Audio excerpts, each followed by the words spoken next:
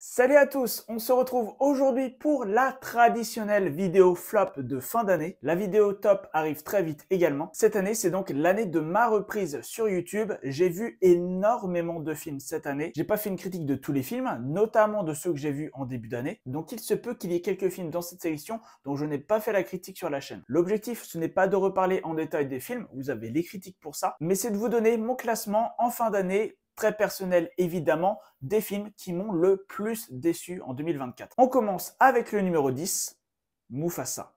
Mufasa, c'est pas un mauvais film en soi. C'est un film qui graphiquement est plutôt joli, mais c'est un film qui raconte pas grand chose et c'est quand même dommage pour un film qui est une histoire originale. C'est pas le pire de ce que j'ai vu cette année, mais bon, je pense qu'il mérite quand même sa 10e place. En 9e place, un autre film Disney, Vaiana 2. Là encore, c'est un film Disney qui m'a déçu, qui m'a encore plus déçu que Mufasa, parce que c'est un film qui là aussi ne raconte finalement pas grand chose, qui là aussi est assez joli, mais j'ai trouvé qu'il y avait moins d'efforts, notamment en construction scénaristique. Au final, c'était pas ouf, donc de mon avis, une 9e place bien méritée. 8e place, Venom 3. Venom 3, au final, c'est peut-être pas le pire des films Venom, mais c'est un film qui est dans une saga qui vraiment mérite totalement sa place. C'est un film auquel j'avais pas forcément beaucoup d'attentes, c'est pour ça qu'il se retrouve finalement assez loin dans ce classement, mais c'était quand même pas terrible et c'est pas à la hauteur du personnage de Venom. En 7e place, Madame Web. Là, c'est pareil que Venom 3, mais en pire. Les personnages de Madame Web, je les connaissais pas. J'avais pas tant d'attentes que ça à cause du Spider-Man Sony Universe. Mais même si j'avais pas beaucoup d'attentes pour ce film,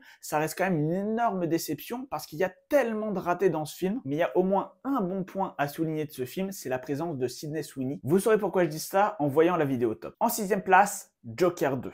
Joker 2, c'est pour moi une déception parce que j'avais beaucoup aimé le premier et j'ai pas retrouvé dans le deuxième ce que j'avais apprécié. C'est un film qui est en dessous le premier, qui a pas vraiment d'intérêt, je trouve. Et c'est un film pour lequel j'avais quand même pas mal d'attentes. Malheureusement pour moi, c'est une déception. Donc 6e place. 5e, Wolves. Wolves avec un casting excellent. Brad Pitt, George Clooney, franchement pas mal.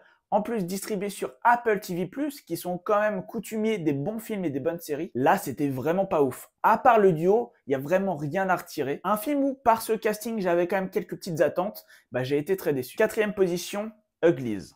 Ugly, c'est un film où au départ, j'avais pas tant d'attentes que ça. Je l'ai un peu découvert sur le tard. Mais c'est tellement mal fait, c'est tellement manichéen que ça a été vraiment une déception pour moi et je trouve pas grand chose à en retirer de positif. Et on passe désormais au podium de ce classement. En 3e position, Largo Winch, Le Prix de l'argent. Comme j'ai pu le dire, les films Largo Winch, c'est pas des films où j'avais une attente démesurée dessus. C'est des films très mid-tiers qui ont peut-être tendance à se prendre un peu trop au sérieux. Au final, j'avais pas tant d'attentes que ça, mais je l'ai trouvé tellement nul qu'il fallait qu'il soit sur ce podium. En 2e position, Sans un bruit, jour 1.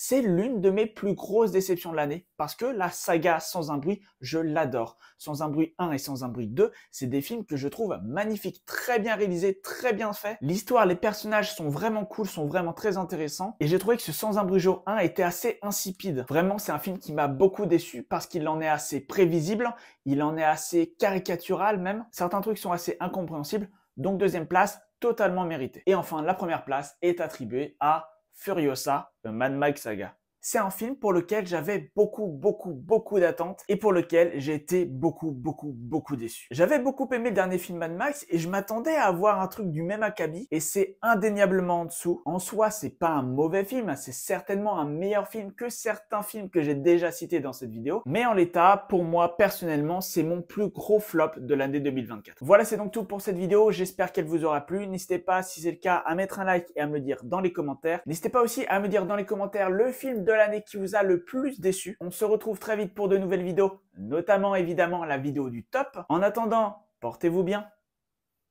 Ciao.